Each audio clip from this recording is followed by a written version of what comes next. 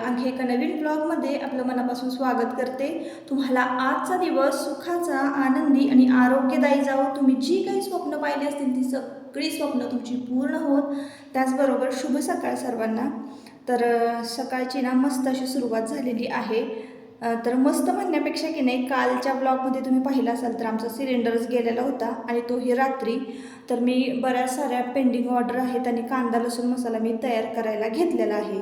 आज काही डिटेलमध्ये रेसिपी मी तुमच्याबरोबर शेअर नाही करणार, पण माझी इतकी तारंबळ झालेली आहे ना, आणि म्हणजे ज्यांनी ज्यांनी मला ऑर्डर दिलेले आहे त्या लोकांनी मला एवढं समजून घेतलेलं आहे ना, तर खूप म्हणजे खूप, तर त्यांचे मनापासून आभार बरं का सुरुवातीलाच। कारण काही काही लोक कसे असतात, एकदा की पे केले पैसे आणि तर मग परत थांबत नाहीत बरं का। पण ना 4 दिवस थांबलेले होते, 4 मला वाटतं जास्तच, त्यापेक्षाही जास्त दिवस। एक बॅच काढली आणि दुसरी म्हणजे एक बॅच संपली की दुसरी बॅच तयार करायला ना खूप वेळ लागतो। आणि पहिल्या बॅचला पडलेल्या ऑर्डर असतात ना, त्या दुसऱ्या बॅचला जर द्यायच्या म्हटलं ना तर थोडासा वेळ लागतोच बरं का। आणि हे ना कांदा लसूण मसाला बनवण्याची प्रोसेस अशी नाही आहे की लगेच एका दिवसात झालं म्हणून। त्याला 2-3 दिवस लागतात। आणि आदल्या दिवशी ना मी कांदा भाजायला घेतला आणि नेमका आमचा सिलेंडरच गेला। आणि तो हे गेला तर असं म्हणजे दिवसा नाही बरं का, रात्री 12:30 वाजता गेलेला होता। तर नशीब माझा कांदा तरी भाजून झाला होता। आणि कांदा भाजून झाल्यावर नंतर मग 3-4 तास मी थंड होण्यासाठी तो कांदा ठेवत असते। नशीब किती प्रोसेस पूर्ण झाली होती, नाही तर मग काय होतं ना, ह्या सगळ्या गोष्टी किंवा कांदा लसूण मसाला बनवताना खूप सारी काळजी घ्यावी लागते। ते खराब होऊ नये, पुढचे 6 महिने ते टिकून राहावं यासाठी ना खूप सारी काळजी घ्यावी लागते। तो मसाला व्यवस्थित भाजावा लागतो, कांदा खोबरं व्यवस्थित भाजावं लागतं। तर याची रेसिपी ना मी 2 ते 3 वेळा व्हिडिओ अपलोड केलेला आहे आपल्या चॅनलवर, की कसं करायचं आहे, कुठली काळजी घ्यायची आहे, सगळं डिटेल्समध्ये दिलेलं आहे। आता ना मी खोबरं खिसत होते, सिलेंडर घेऊन आले आणि सकाळीच ना आम्ही डोसे उत्तप्पा असं आणलं होतं नाश्त्याला पार्सल, तर तेच खाल्लं आणि सुरुवात केलेली आहे कांदा लसूण मसाला करायला। आणि त्यानंतर मी स्वयंपाक करणार आहे। तर इथं की नाही केसांवर भांडी द्यायला बघा मावशी येतात। तर आमच्याकडं पण ना असं केसांवर भांडी द्यायला मावशी येतात आणि मी केस भरपूर साठवून ठेवली होती। आता तुम्हीच कमेंट करून सांगा की मला या केसांची म्हणजे अर्धा किलोच्या पिशवीत मी केस साठवली होती, भरपूर केस होती। तुम्हाला असं माझ्या केसांकडे बघून वाटत असेल की माझे केस गळत नसतील, पण खूप सारे केस गळतात। आणि केस गळण्याचं एकच कारण नसतं, खाणं पिणं, टेन्शन, ताण तणाव, ह्या सगळ्याच गोष्टी कारणीभूत असतात आपले केस गळण्यासाठी बरं का। तर इथं ना मी पैसे घेतले। आता ते पैसे किती आले तुम्हाला केसांचे ते तुम्हीच कमेंट करून सांगा। अर्धा किलोच्या पिशवीमध्ये मी केस साठवलेले होते। आता भांडी विकत घेण्यापेक्षा आहे ना, म्हणजे केसांवर घेण्यापेक्षा विकतही मी घेत नाही, तर केसांवर कुठून घेऊ, आणि केसांवर आधीच जेवढे घरामध्ये आहेत तेवढेच घासून नको होतं, आणि परत का घ्यायची नवीन, आणि घेतले तर पितळेचेच घेणार मी असं ठरवलं होतं। तर किती पैसे आले असतील केसांचे मला नक्की कमेंट करून सांगा। आणि तुम्ही केस असे देता आणि पैसे घेता की भांडी घेता, मला नक्की कमेंट करून सांगा। तर चला, आता कांदा लसूण मसाला तयार करायला घेतलेला आहे। ही सगळी प्रोसेस करता ना संध्याकाळ झाली। तुम्ही पाहत असाल 1 किलो लसूण ना मी मीठ घालून वाटून घेतलेलं आहे मिक्सरला, आणि खोबरंसुद्धा भाजून ब्राऊन कलरचं तुम्हाला टपामध्ये दिसत असेल तर ते मी भाजून वाटून घेतलेलं आहे।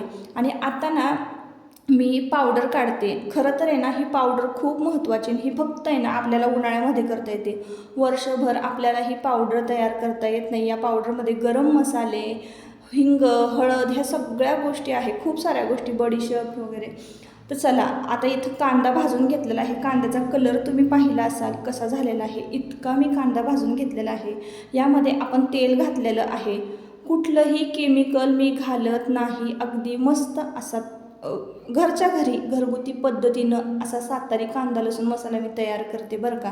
ज्यांना पण ऑर्डर करायचा असेल त्यांनी डिस्क्रिप्शनमध्ये नंबर बघा, नाही तर स्क्रीनवर मी नंबर देते, मेसेज करायचा आहे मला. आणि फ्रेश असा कांदा लसूण मसाला जर तुम्ही अर्धा किलो घ्या 1 किलो घ्या, तुम्हाला 6 महिने अजिबात खराब होणार नाही. आणि लागतो पण खूप थोडा, कारण तिखट आहे बरं का. 1 चमचा अर्धा चमचा घातला ना तर भरपूर दिवस पुरतो. आता कांदा खोबरं आणि लसूण मी बघा कशा पद्धतीनं मिक्स करून घेतलेलं आहे आणि 1 नंबर क्वालिटीचं सगळं वापरते. आणि त्यानंतर इकडं ना मी पावडर घातलेली आहे. आता ही पावडर किती घालायची काय तर ते प्रमाण मला माहिती आहे, ते आपलं कांदा लसूण खोबरं किती आहे याच्यावर ठरतं. आता ही पावडर ना या कांदा लसूण मसाल्यामध्ये अंदाज घेत मिक्स करायची आहे. आणि जास्त असा कोरडा पण मसाला आपल्याला करायचा नाही आहे आणि जास्त ओला पण मसाला तयार करायचा नाही आहे. आणि ना तेल आम्ही जे वापरतो जिमिनी सोयाबीन, तर तेच मी तेल वापरते आहे. तेलसुद्धा हलक्या प्रतीचं नाही आहे. आणि त्यामुळं ना आता मला लवकरात लवकर ना काही मशीन काही प्रोसेस हे सगळं बिझनेसच्या दृष्टीनं बघायचं आहे या गोष्टीकडं, कारण छान रिस्पॉन्स येतो आणि चवही सगळ्यांना आवडते. बरेच जण बरं का मला रिप्लाय देतात, पण व्हिडिओ एडिट करताना मी विसरूनच जाते त्यांचे स्क्रीनशॉट लावायचे किंवा त्यांनी जो रिप्लाय दिलेला आहे तो तुमच्याबरोबर शेअर करायचं विसरूनच जाते. काही कमेंट्स तर मी ना बोलेन म्हणते आणि विसरूनच जाते. तर बऱ्याच जणांनी तुम्ही वॉशिंग मशीनला कसं लावता, कपडे कसे लावता, ती क्लीन कशी करता, हे पण बऱ्याच साऱ्या कमेंट्स ना मी विसरून जाते. पण पुढच्या वेळेसपासून ना मी नोट डाऊन करून ठेवणार आहे. काही जणांना माझे साडीचे ड्रेस बघायचे आहेत, परत अजून बऱ्याच कमेंट माझ्या लक्षात पण येत नाही, तर असो त्या मी नोट डाऊन करून ठेवणार आणि त्याच्यावर एक व्हिडिओ करेन. आणि आत्ता ना कांदा लसूण मसाला मिक्स करून घेतलेला आहे छान. आज ना आयुषचा वाढदिवस आहे, आज आहे गुरुवार. आणि कलर पहा तुम्ही, कसलाच मी कुठलंच केमिकल वापरलेलं नाही आहे. मीठसुद्धा चवीला आपण या कांदा लसूण मसाल्यामध्ये घालतो आणि इतका मस्त हा कांदा लसूण मसाला होतो ना. छान मिक्स करून घ्यायचा आणि 1 रात्र टपामध्ये मुरत ठेवायचा आहे. तुम्ही बघत असाल स्वच्छतेची पुरेपूर काळजी घेतलेली आहे, कारण मी जे पण भांडी वापरते ना ते 1 दिवस आधी ना घासून पुसून कडकडीत उन्हामध्ये वाळवलेले असतात. आणि मी घरी तयार करते ना मसाला, तो पण अशाच पद्धतीनं करते. मी जो तुम्हाला देते ना तोच मी खाते बरं का.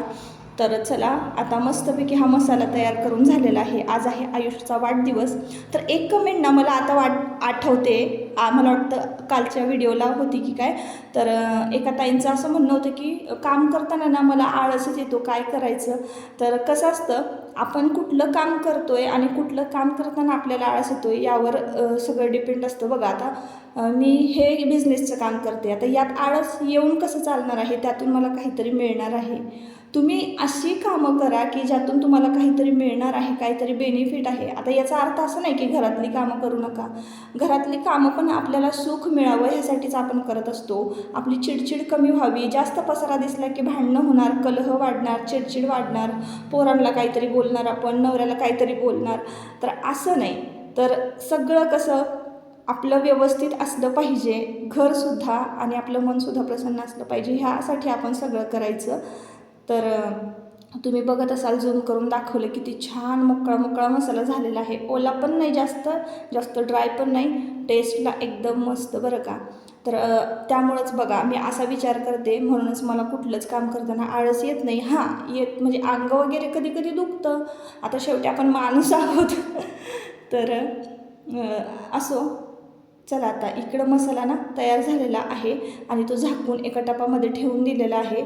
आज की नाही आयुषचा वाढदिवस आहे आणि मसाला मिक्स करून झाला की लगेचच मला स्वयंपाक करायला घ्यायचा होता.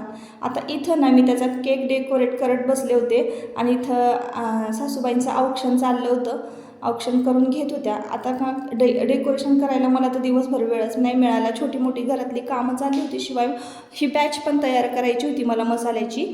तर इथं ना मी छोटंसं असं डेकोरेशन केलं आहे. एका ताटामध्ये ना काजू बदाम तूप असं सगळं घातलं होतं आणि मधोमध केक ठेवला, कारण तो त्याच्या रिलेटेड आहे, म्हणजे नाही का पहिलवान आहे तो. आणि म्हटलं चला आता असं काहीतरी डेकोरेशन करूया जेणेकरून त्याला पण छान वाटेल, कारण त्यांचा खुराक हाच असतो, काजू बदाम तूप, त्यानंतर खजूर, खारीक, खोबरं, गूळ हे पहिलवानांचा मुख्य आहार, म्हणजे आपलं हे आहे खुराक आहे. आता साध्या सिंपल पद्धतीनं आपल्याला वाढदिवस आजचा साजरी करायचा होता. मस्तपैकी औक्षण करून घेतलेलं आहे आणि केक कापायचा. आज ना मला स्वयंपाक त्यानं त्याच्या आवडीचाच करायला सांगितला होता. फक्त थाळी मी तुमच्याबरोबर शेअर करू शकले नाही. आणि बापरे, भांडी तर एवढी होती ना घासायला, मी फक्त तुम्हाला दाखवली नाही जाईन. इकडं सेलिब्रेशन चालू झालेलं आहे आणि तिकडं माझ्या 2 प्रकारच्या पनीरच्या भाज्या, त्यानंतर भात, चपाती, पापड असा सगळा बेत होता आजचा. कारण आज ना गुरुपुष्य अमृत योग आणि आज गुरुवारचा दिवस होता. आज देवपूजा पण खूप पटपट केली होती मी, काहीच तुमच्याबरोबर शेअर करू शकले नाही. आणि मग मस्तपैकी केक कापलेला आहे आणि आयुषनं पहिल्यांदा मला दिला, कारण त्याच्याबरोबर माझासुद्धा बड्डे असं म्हणायला काही हरकत नाही. कारण एक आई जेव्हा एखाद्या बाळाला जन्म देते ना, तर तिचासुद्धा नव्यानं जन्म झालेला असतो आई म्हणून, हो की नाही. तर मला असं वाटतं की ज्यांच्या पण मुलाचा वाढदिवस आहे ना, तर त्या सगळ्या आयांचा तो वाढदिवस असतो, पुनर्जन्म असतो असं म्हणायला काही हरकत नाही.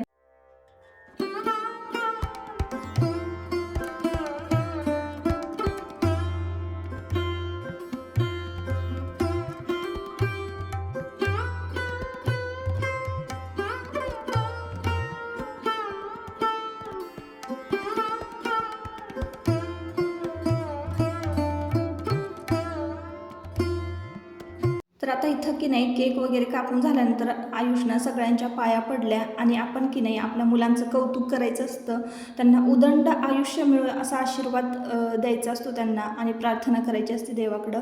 तर अशा पद्धतीनं साध्या सिंपल पद्धतीनं आजचा वाढदिवस साजरी झालेला आहे. चला तर मग या व्हिडिओचा मी आता इथंच शेवट करते. परत आपण पुन्हा भेटूया नवीन एका ब्लॉगमध्ये. तोपर्यंत स्वतःची काळजी घ्या, मजेत राहा आणि ब्लॉग जर आवडला असेल ना तर नक्की चॅनलला सबस्क्राईब करा.